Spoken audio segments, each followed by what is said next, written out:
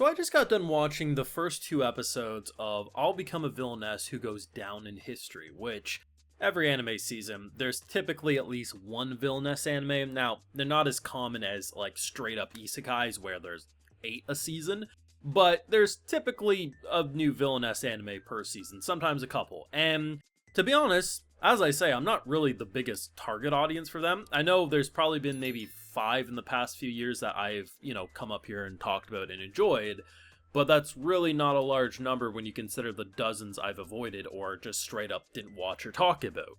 So, to have a show like this that was recommended to me, I said to myself, okay, it looks as generic as any of the others, what's the hook?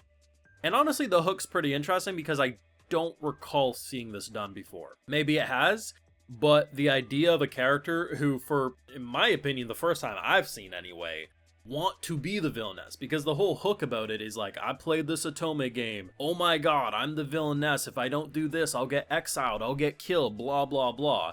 And usually it's more of a comedic approach, because like they clearly are never going to get exiled or killed, and you kind of end up in the Baccarina situation where it's like, girl, how stupid can you be? We have a unique stupid here. The MC in this show is actually quite intelligent. Like, she is the definition of book smart, but not street smart. Because the amount of talent and how intelligent she can be, but how she desperately wants to be the villainess. I don't know if I've seen this before. She spawns in happy to be the character who will get exiled someday. She's drooling for that moment. But of course, every step of the way, she's kind of an idiot and doesn't realize that her responses aren't villainessy. They're very heroine-y. This show's actually pretty good. If you haven't checked it out, I would, because this could be something pretty damn fun. Now, I do have full live reactions over on Patreon. If you want to see my full and good thoughts on any of these episodes, it's going to be over there exclusively. I'm hoping we can do this one on the channel, because so far what I've seen now over 2 episodes, I think I have a good idea. I think I'll enjoy this one, and it's a Tuesday release, so, if the demand's there, let me know if people do want videos on this every week, because otherwise, we'll just ship it over to Patreon only. But overall, it is a unique start. It does have elements and, the tropes and trends you expect from this genre, but at the end of the day, spawning in with a character who's like, I want to be the villainess.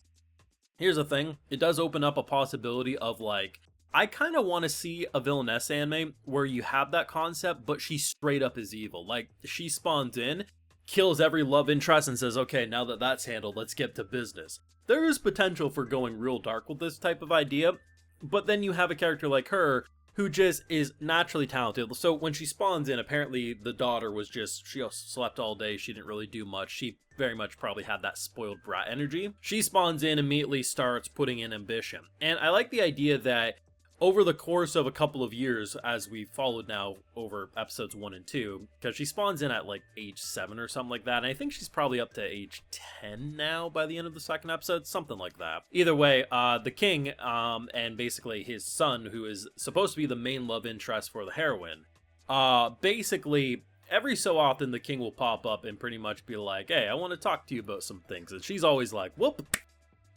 I guess we reached the ending already, it's been a good run. What is her end goal? I really don't know, because, like, imagine if she actually was playing a villainess role correctly, she'd be exiled or killed. Like, what happens then? Does she just assume that she becomes a villainess somewhere else? I have no damn idea. 99% of the shit she says is the most anti-villainess thing ever. The only thing that she said over 2 episodes that could maybe be perceived as, like, the villainess dialogue was the end of episode 2. So the king basically comes in, what do you think of the country? And she's like, screw the nobility. That's pretty much what she says.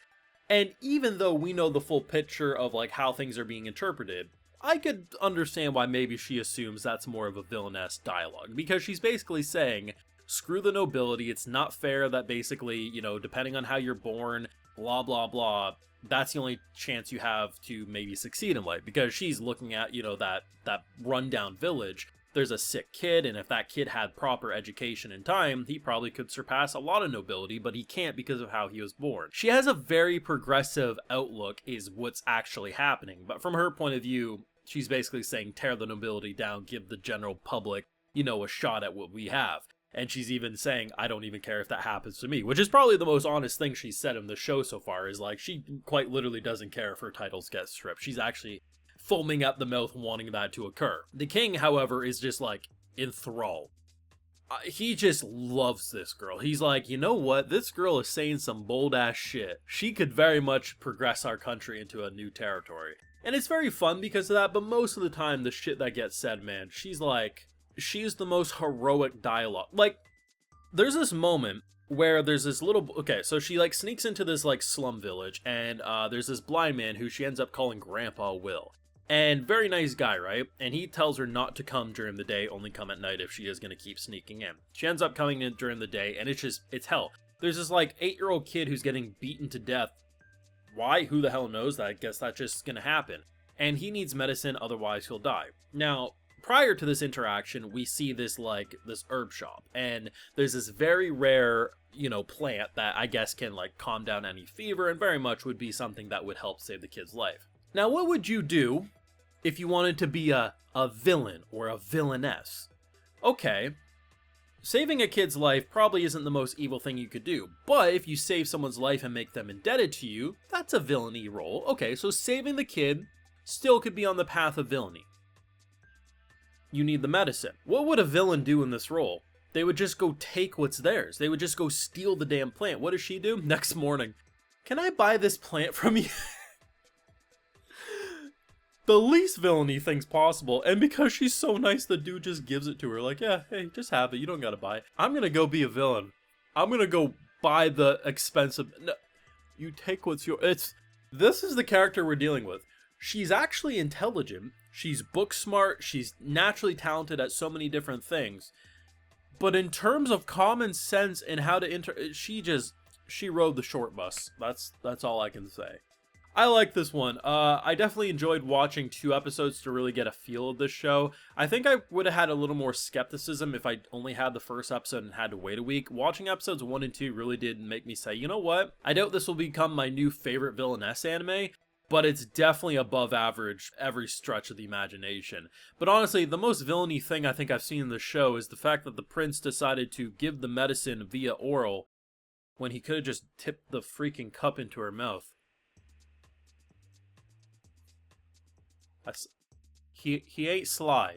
Let me know what you thought of the first couple of episodes. You're going to keep on watching this one. I had some requests for this. I'm hoping the video does well, because otherwise we will have to ship this to Patreon only. So let me know if you want to see more videos and what you're thinking of the show overall down below. Leave a like if you enjoyed. Subscribe if you're around. Of course, ring that bell and like I mentioned. Full live reactions over on Patreon. And hey, while you're over there, I'll also give you a video shout out. So today we got James Reinhardt, Abraham Valquitz, Duncan Godwin, you get Akbis, Dennis Jansen, Groudon Vert, and we also have Colton Nutter. So I appreciate the support, everyone. Please take care, and you'll have a good one.